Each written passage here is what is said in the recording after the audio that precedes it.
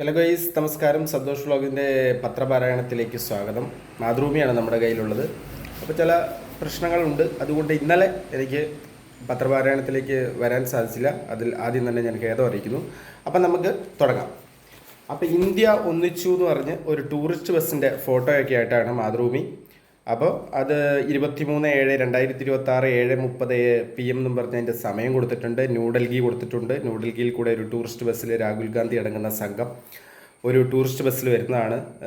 അത് ഗാന്ധി സ്മൃതി മണ്ഡപം സന്ദർശിച്ച് രാഹുൽ ഗാന്ധി, അപ്പോൾ ഗാന്ധി സ്മൃതി മണ്ഡപത്തിലേക്ക് പോകുന്ന ഇതായിരിക്കാം അത് ആ ചിത്രം ഉദ്ദേശിച്ചതെന്ന് എനിക്ക് തോന്നുന്നു. പിന്നെ മോദി മിണ്ടിത്തുടങ്ങി, മാറ്റം തുടങ്ങി എന്ന് പറയുന്നുണ്ട്. കേന്ദ്ര ഉന്നത വിദ്യാഭ്യാസ സെക്രട്ടറിയെ അതിവേഗ കോടതികൾ സ്ഥാപിച്ചു എന്ന് പറയുന്നുണ്ട്. പോലീസ് നടപടി ദയാരഹിതം എന്ന് മുരളി മനോഹർ ജോഷി പറഞ്ഞിട്ടുണ്ട്. ചർച്ചയ്ക്ക് വിളിച്ചത് 24 മണിക്കൂറിനിവിടെ 4 തവണയെന്ന് നമ്മുടെ ജിതേന്ദ്ര സിംഗ് പറഞ്ഞതായിട്ട് പറയുന്നുണ്ട്. പിന്നെ ഇന്ത്യ MPമാർ രാഹുലിൻ്റെ വീട്ടിൽ യോഗം ചേർന്നു എന്ന് പറയുന്നുണ്ട്. ബാരിക്കേഡ് വെച്ച് തടയാൻ ശ്രമിച്ച പോലീസ് ഒടുവിൽ കീഴടങ്ങി എന്ന് പറയുന്നുണ്ട്. അപ്പോൾ നമ്മുടെ ഇതിനെക്കുറിച്ച് പ്രമുഖരായ 2 വ്യക്തികൾ, മലയാളത്തിൻ്റെ നമ്മുടെ അഭിമാനം മമ്മൂട്ടിയും പിന്നെ എന്ന് പറഞ്ഞാൽ നമ്മുടെ സച്ചിൻ ടെണ്ടുൽക്കറും ഈ വിഷയത്തിൽ അഭിപ്രായം പറഞ്ഞിട്ടുണ്ട്. കഠിനാധ്വാനത്തിൻ്റെ പ്രതിഫലം ലഭിക്കാത്തതിൽ ഇന്ന് വിദ്യാർത്ഥികൾക്ക് നിരാശ തോന്നുമ്പോൾ അത് മനസ്സിലാക്കാവുന്നതേ ഉള്ളൂ എന്നാണ് സച്ചിൻ്റെ ആദ്യ ടോക്ക്. യുവജനങ്ങളാണ് നമ്മുടെ രാജ്യത്തിൻ്റെ യഥാർത്ഥ നിധി. അവരുടെ ശബ്ദങ്ങൾക്ക് ചെവി കൊടുക്കണം. യുവാക്കളെ സംരക്ഷിക്കുകയും ശാക്തീകരിക്കുകയും വേണമെന്ന് നമ്മുടെ മമ്മൂക്ക പറഞ്ഞിട്ടുണ്ട്. അപ്പോൾ അതും ഒരു പ്രധാന വാർത്തയാണ്. പിന്നെ പ്രധാനപ്പെട്ട വാർത്ത നമ്മുടെ ഗോവിന്ദച്ചാമിയുടെ വാർത്തയാണ്. നമ്മുടെ ഗോവിന്ദച്ചാമി കണ്ണൂർ വഴി ഓടി വന്നൊരു കിണറ്റിൻ്റെ അകത്ത് അടിയിൽ കയറി ഇരുന്നിട്ട് നമ്മുടെ പോലീസല്ല ജനങ്ങളാണ് പ്രധാന പങ്ക് വഹിച്ചത്. ഓടിയവരെ അതിൻ്റെ ഉള്ളിൽ നിന്ന് ജനങ്ങളുടെ ഒരു സംരക്ഷണതയിലാണ് അന്ന് ഗോവിന്ദച്ചാമീനെ പിടിച്ച് ആ കിണറ്റിൽ നിന്ന് മേലെ പൊന്തിച്ചത്. അക്രമാസക്തനായിരുന്നു. ചപ്പാത്തിയെല്ലാം കഴിച്ച് ശരീരമെല്ലാം ലോലാവസ്ഥയിലാക്കിയിട്ട് പിന്നെ നമ്മുടെ ആക്സോ ബ്ലേഡ് ഉപയോഗിച്ച് കട്ട് ചെയ്തിട്ട് ഞൊഴഞ്ഞു കയറി പുറത്ത് ചാടിയതും ആ കുട്ടിക്ക് നേരെ ഉണ്ടായ സംഭവങ്ങളും അതിന് ശേഷമുള്ള കോഷ്ടി കാണിക്കലെല്ലാം നമ്മുടെ ഉള്ളിൽ നിൽക്കുന്നുണ്ട്. അപ്പോഴും ഈ വാർത്തയുടെ പ്രധാനം എന്താണെന്ന് വെച്ചാൽ 1 വർഷമായിട്ടും കുറ്റപത്രമായില്ല എന്നാണ്.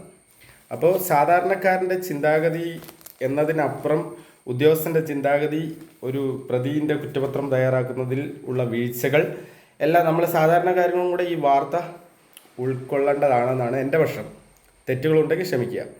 4 സംഘങ്ങൾ ജയിൽ ചാട്ടത്തെക്കുറിച്ച് അന്വേഷിച്ചിട്ടും വ്യക്തമായില്ല എന്ന് പറയുന്നുണ്ട്. ജയിൽ മാറ്റമൊന്നുമില്ല, എല്ലാം പഴയതുപോലെ എന്ന് പറയുന്നുണ്ട്. പരിക്കേറ്റ യുവതയെ വെന്റിലേറ്ററിൽ നിന്ന് മാറ്റി എന്ന് പറയുന്നുണ്ട്. അത് നമ്മളെ ഈ നീറ്റിൽ പരീക്ഷയുടെ ഇതുമായിട്ട് ബന്ധപ്പെട്ട് പരിക്കേറ്റ യുവതിയാണ് 21കാരി നമ്മുടെ സാക്ഷി അല്ലേ. സാക്ഷിക്ക് പരിക്കേറ്റായിരുന്നു. SFIയുടെ വിദ്യാഭ്യാസ ബന്ദ് ആരംഭിച്ചിട്ടുണ്ട്. വിദ്യാഭ്യാസ ബന്ദ് എത്രത്തോളം ഗ്രാമീണ മേഖലയിൽ ബാധിക്കും എന്നതിനെക്കുറിച്ചുള്ള വാർത്തകൾ വരാനാകുന്നേ ഉള്ളൂ. പിന്നെ അപാര വൈഭവം എന്ന് പറഞ്ഞിട്ട് നമ്മുടെ സൂര്യവംശീൻ്റെ വാർത്ത പറഞ്ഞിട്ടുണ്ട്. 18 ബോളിലാണ് സൂര്യവംശി 50 അടിച്ചിരിക്കുന്നത്. സിംബാബ്വെക്കെതിരെ നടന്ന 3ാം T20 മത്സരത്തിലാണ് 18 പന്തിൽ 50 നേടുന്നത്. അപ്പം ഈ സൂര്യവംശി നമുക്ക് എപ്പോഴും ഒരു അഭിമാനമാണ്. ഒരു അഹംഭാവത്തിൻ്റെ മുഖഭാവം ഇല്ലാത്തൊരു വ്യക്തി.